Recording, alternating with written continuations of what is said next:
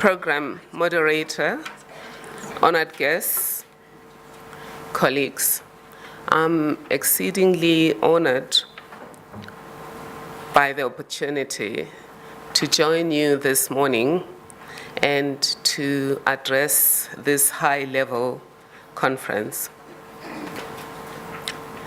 It is a timely conference, as has already been indicated by the organizers and by our program moderator and advocate Joyce Maluleke. It's part of celebrating 60 years since the iconic Women's March to the Union buildings. There's another significance to our gathering this morning. This year we're celebrating 20 years of the implementation of our Constitution. Although we entered constitutional democracy in 1994, we did so on the basis of an interim constitution, and the final constitution was adopted 20 years ago.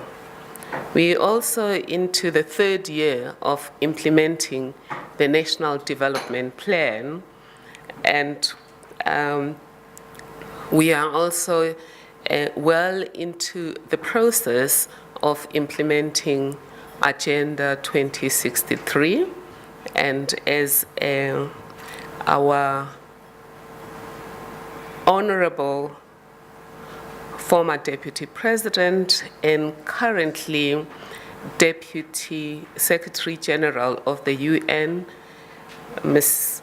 Phumzile Mlambo-Ngcuka, will tell us, our discussion today will contribute to the discussions around the implementation of sustainable development goals.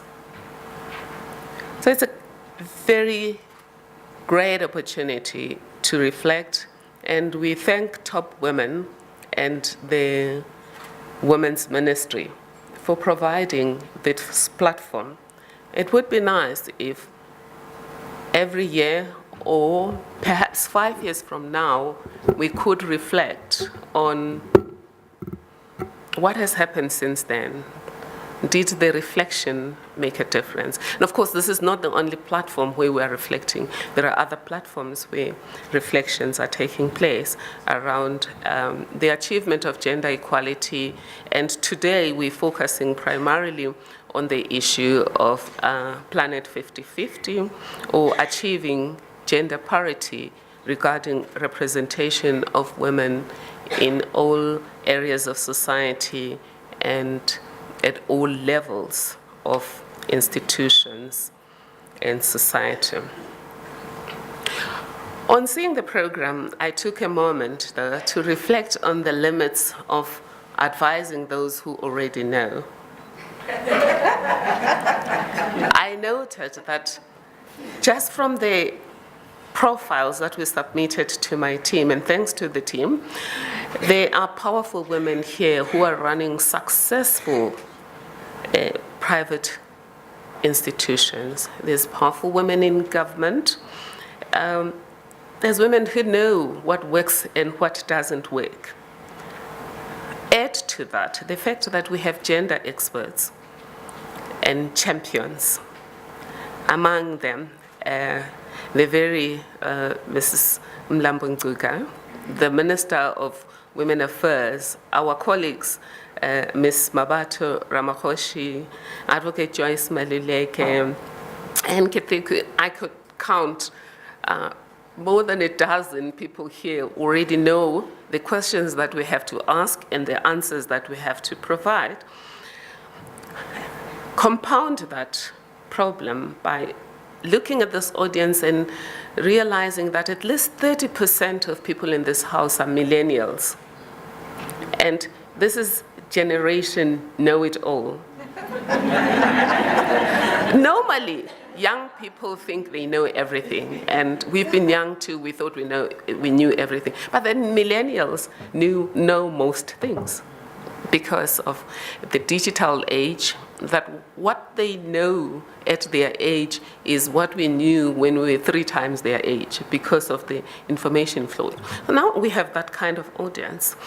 I then thought, well, I still have to say something though. And one of the reasons I thought I really need to say something is this job that I'm about to vacate in about 7 weeks is a job I only got because of women who sponsored me. I wasn't even looking in this direction until on that one day, the final day of nominations, Martha Muller from Sawit called me and said, we've decided to nominate you and others to the position of public protector. I said, why me? I said, why not you? That's the Law Reform Commission, where I was before this job. I had it because of sponsorship by a woman. Again, out of the blue, Bridget Mabanda called me and said, I would like you to come and be the commissioner that runs the commission as the full-time commissioner. On my CV, you will find that it said that I was one of the panel of experts advising the Constitutional Assembly on the drafting of the Constitution. I was around 30 at the time, and the use of the term expert was used a little bit gratuitously. I think it was a bit of an exaggeration that we were called experts. I think we were enthusiastic lawyers that had engaged with the Constitution who were on our way to becoming experts. But why did I get that position? It was because of women that sponsored that journey. Again, among them, Mavivi Manzini, Frini Chinwala, Balega Mbete, and others. Right. The very first award that I got was given to me around 2011 by the South African Women Lawyers Association. I remember taking the podium and saying, it's too early to include me among women icons, and I think I was correct, to be honest. But maybe they were just, predicting that things were going to go right. But because of that, I believe that I owe a duty to pay it forward, even if I'll be preaching to the choir. And that choir has already been preached to by Advocate Maluleke, representing the minister. To simplify my presentation, I thought, let me rather ask more questions than provide answers. For example, we're here discussing accelerating 50-50 by 2030. So we're trying to make sure that within the next 14 years, we have women equally represented in all areas of society, whether it's areas of expertise or professional endeavor or leadership, they should be equally represented. But particularly, the target is making sure that women are equally represented in decision-making. For South Africa, it's not a new decision. In the public sector, that decision was made long ago, and we were supposed to have achieved 50-50 in terms of a cabinet resolution by 2005. Yeah. So it's 11 years down the line that we were supposed to achieve 50-50.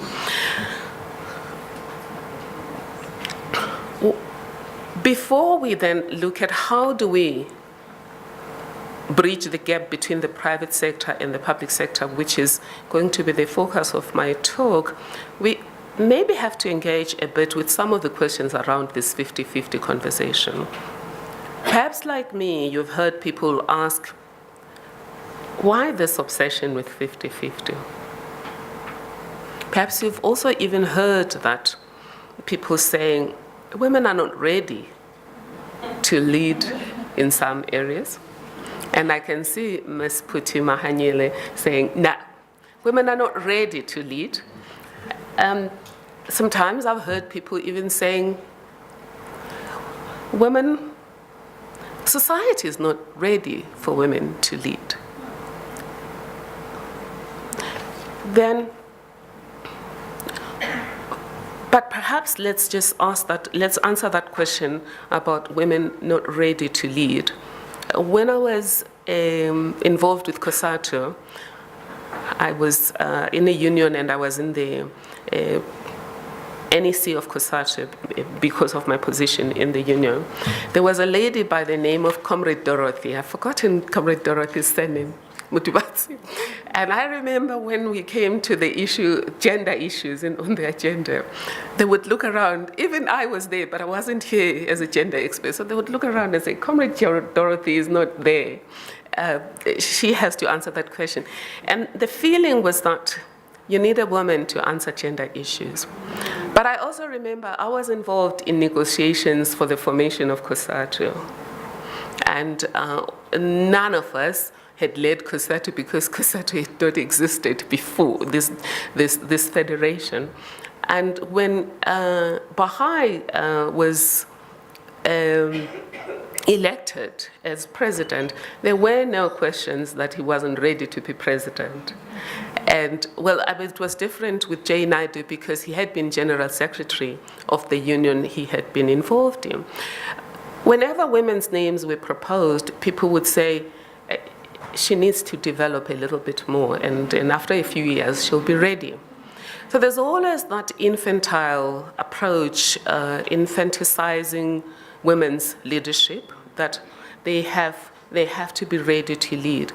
But it's not about men. I think for me, the issue of gender equality is not about men's wrongs and women's rights, because the people that would say women are not ready to lead would be men and women. So it's a societal mindset that we've bought into that.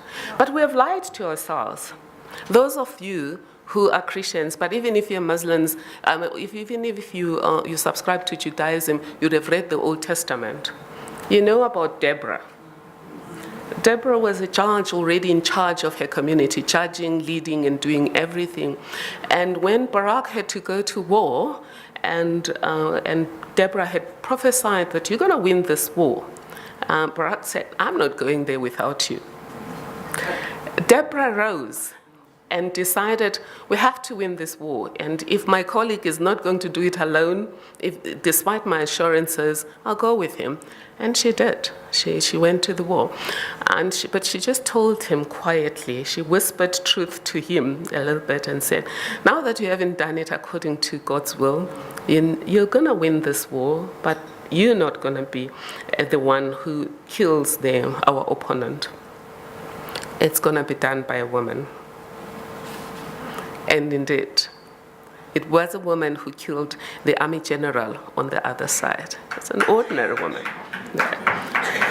who helped win the war. Back here in Africa, when South Africa and Swaziland were still one lump, or Swaziland was a protectorate within South Africa, when the king died, a woman who had been raised in South Africa, in Badplaas, had to be the regent. Her name was Kwamile, sometimes referred to as Labotsibeni. If you look at the records written by the British Empire about her, it says that she was wise, she was competent, she was one of the cleverest rulers in Africa. Not cleverest women, cleverest rulers. So that was a woman who governed and earned respect of everyone. And back here home, we all know about Charlotte Maxeke, the first woman to be a graduate, the first African woman to get a degree.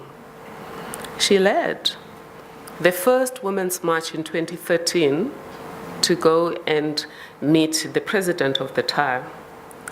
Others would have said, at this stage, according to the law, I'm not even a person. Twice removed from person. Firstly, removed from the definition of person because they're a woman. Secondly, removed because of the Bantu Administration Law, which eventually became the Black Administration Act, which was made women children for the rest of their life. We called it perpetual minority. She self-defined herself. She led. She led in the corporate sector. She led in politics. She created, together with her husband, an institute. And another woman, Olive Schreiner, who challenged the leadership of the time and wrote a novel and wrote books about South Africa, but also challenged the irrationality of racism and sexism, and reminded us that when we die, we all go 6 feet under. There isn't a different journey for others, so why the fuss about inequality of humanity? So we've dispensed with the whole idea of women can lead. But why 50-50? Why should women and men lead at the level of 50-50? And how do we bridge the gap between the private sector and the public sector in achieving that? It is said that Ubuntu, we know Ubuntu is about I am because you are, your survival and man are interlinked. But at the core of Ubuntu is the survival of a group, of any community. Ubuntu was really about group survival. And what was the essence of Ubuntu? The essence of Ubuntu was looking after the welfare of every member of the group, and 2, optimizing the contribution of each member of the group to the total well-being of the group. That was Ubuntu.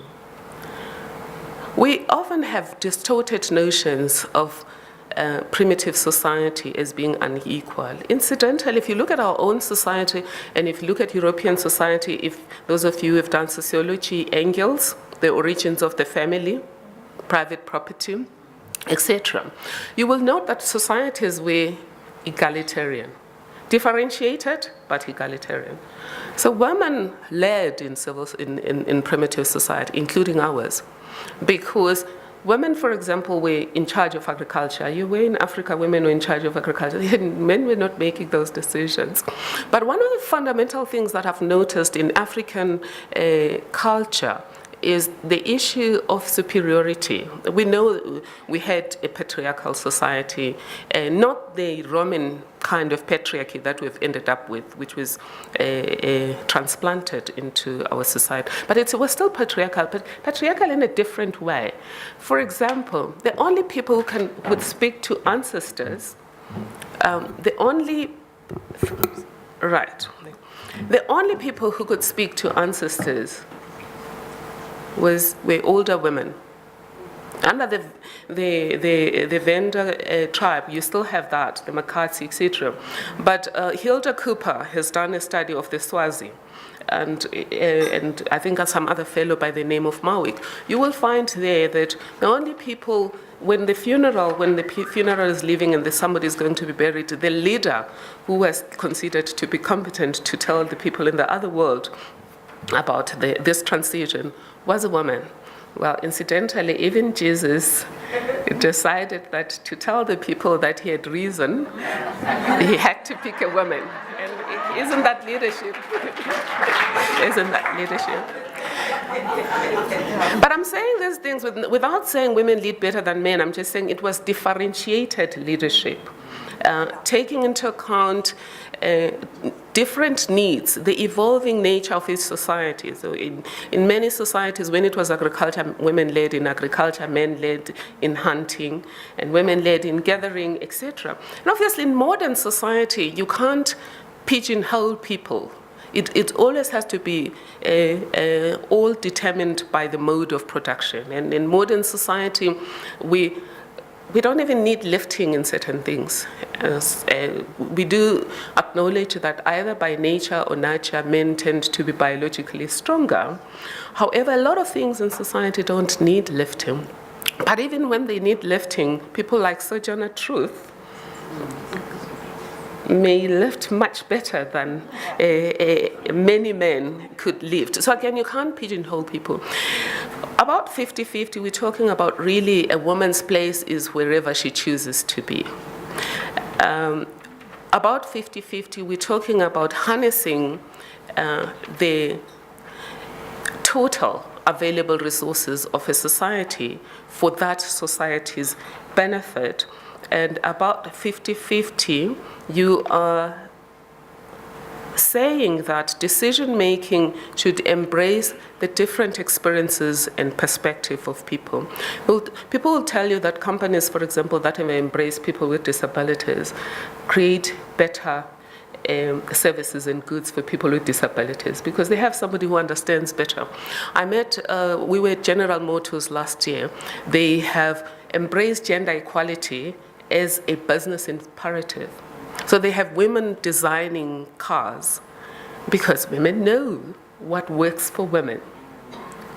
So you don't just design a generic car, you take into account that women wear high heels and things like that. So again, embracing gender equality is about harnessing the skills available to society, the resources available to society, so that society can optimize decision-making and optimize its survival. That's the essence of Ubuntu. Why 50-50? It starts with a critical mass, that for anything to influence the character of a situation, there has to be a critical mass of that particular quality. And eventually, when it's 50-50, you have optimal opportunity for women and men to engage in every decision making. And also, we all know that women are the majority in every society. Let's just quickly see what a few leaders have said about the need for gender equality. Let's start with Archbishop Tutu. If we're going to see real development in the world, then our best investment is in women.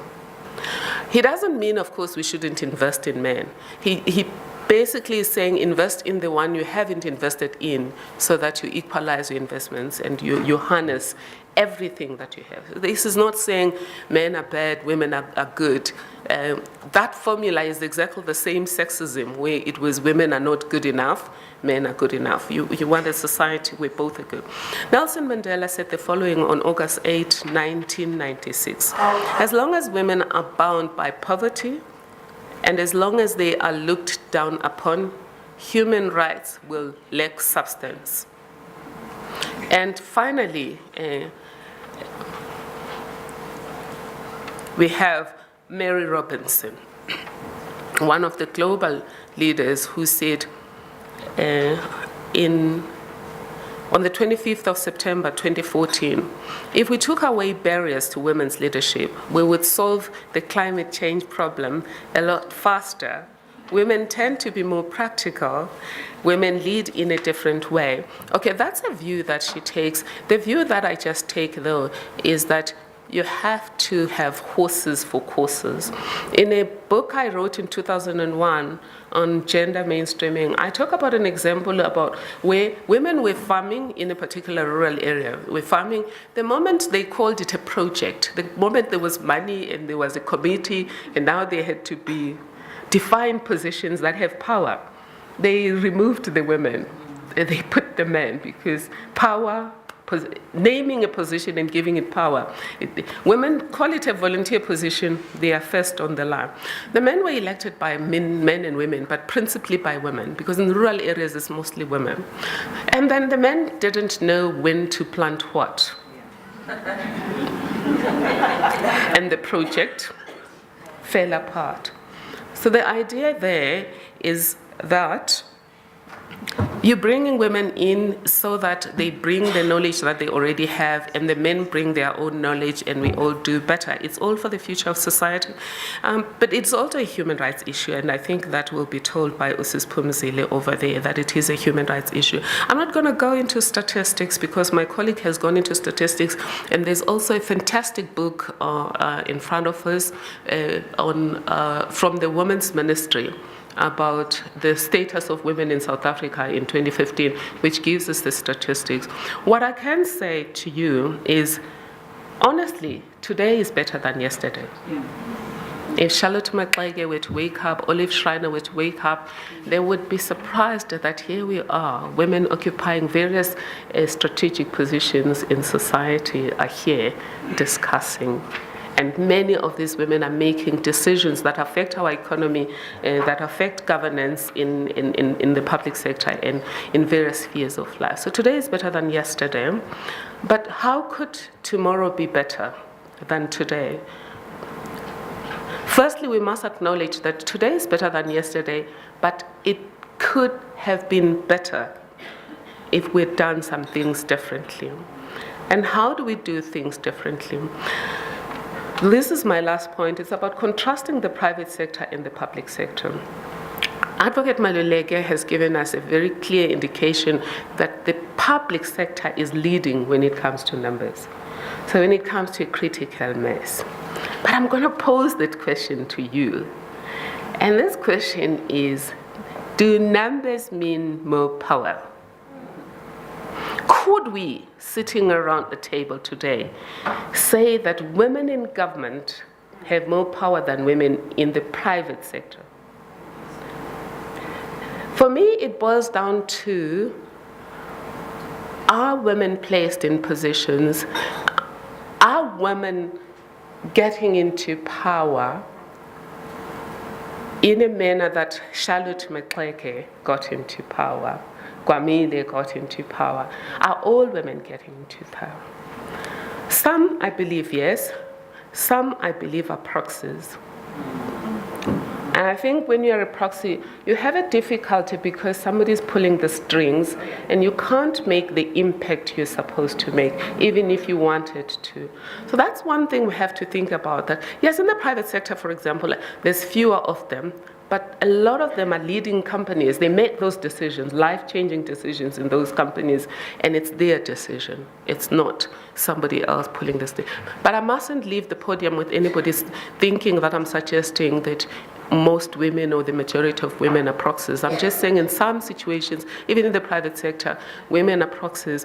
And that's more dangerous because they will make those decisions based on whoever wants them to make those decisions or make pronouncements, and those will be attributed to women.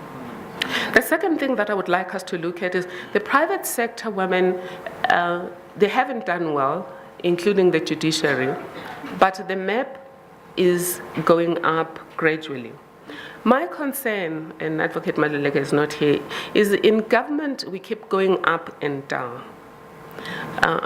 By 2005, Ma'am Sisulu, you'd agree with me that we keep going up and down. If you look at, in the early years, we achieved a lot. I'm excluding political power. I think at least in cabinet and in parliament we've done well.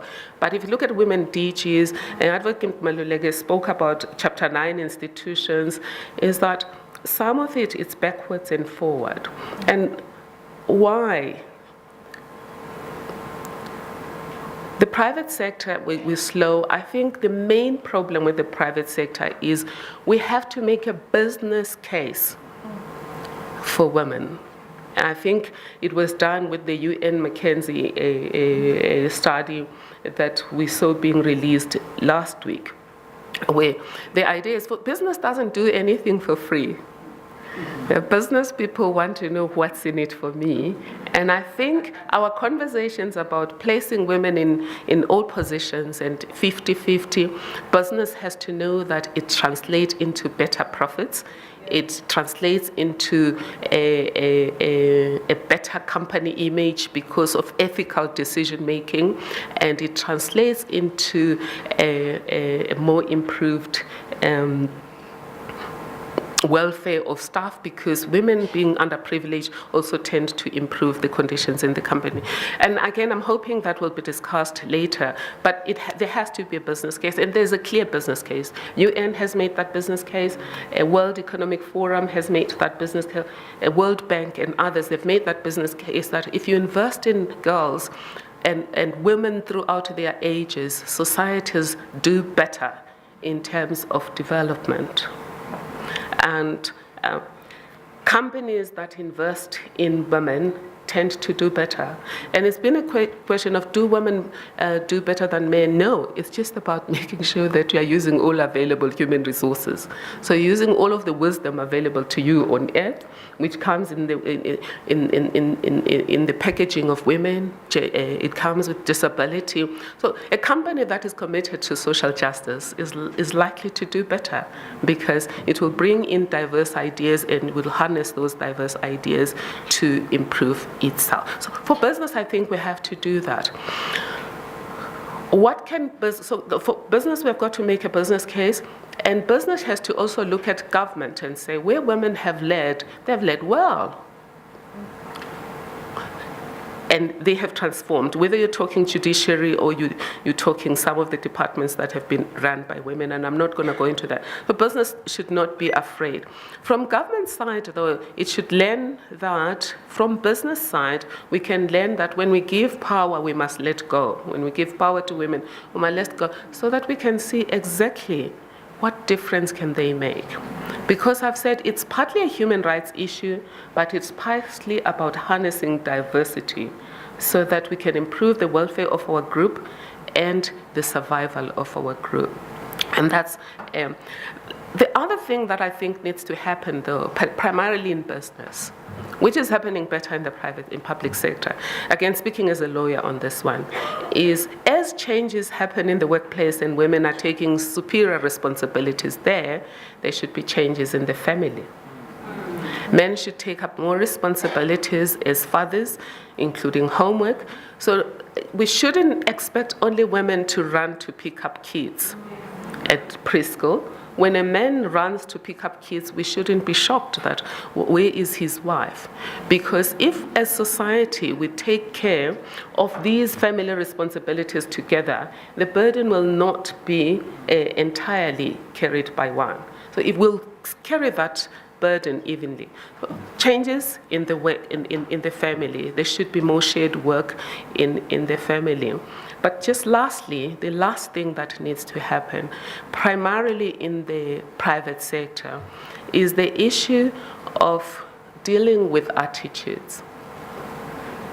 I said Charlotte Maxeke led at a time when she wasn't regarded as a person, and those of us who are lawyers know that women, in terms of the Legal Practitioners Act, women were not regarded as lawyers until Jan Smuts changed it in 1923, led by a woman.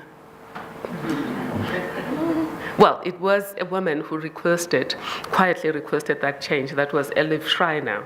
So what needs to happen just going forward is let's change the attitudes as well. Because we want 50-50. We want to bring women into all spheres of life. And last week when we were at the McKinsey study, there was a lot of discussion around, are we also transforming the workspaces? And we do need to transform those workspaces so that they embrace the humanity of both women and men. But lastly, we also, for women to be able to lead more effectively, or for any person to lead more effectively, we also have to lead ourselves. I think for me, it's okay to insist that women's leadership should be recognized. But just based on my own experience, what I've seen and what I've done is that I have seen that from Charlotte Maxeke to where we are, women have done what they were required to do to earn the space to do what they wanted to do. So we all have to do that. Do what you are required to do to earn the space to do what you would like to do. So leadership in that case then is not you just getting the position. It's about constantly leading yourself to do the things you must do, the things that make people follow you, not because you have a title, but follow you because they think you're making a difference that improves the organization's welfare and that improves the welfare of society. And that's an area that I think both women and of course, it's not an excuse, colleagues. It's not an excuse that then women have to be excluded until they've done that. All I'm saying, all of these things should happen simultaneously. As women lead themselves and lead better and make the difference, society should open up those spaces, and you can't say you're going to wait for this one to happen before the other one happens. And again, thank you for this opportunity. I do hope that the dialogue that is going to take place in the next 2 days is going to take us forward, primarily as we see that the young ones are beginning to lead, and the young ones are talking feminism, and meaning that they are embracing this idea that the humanity of both women and men must be embraced for our society to have a better chance of survival and for these developmental goals to be achieved. And thank you. Good luck.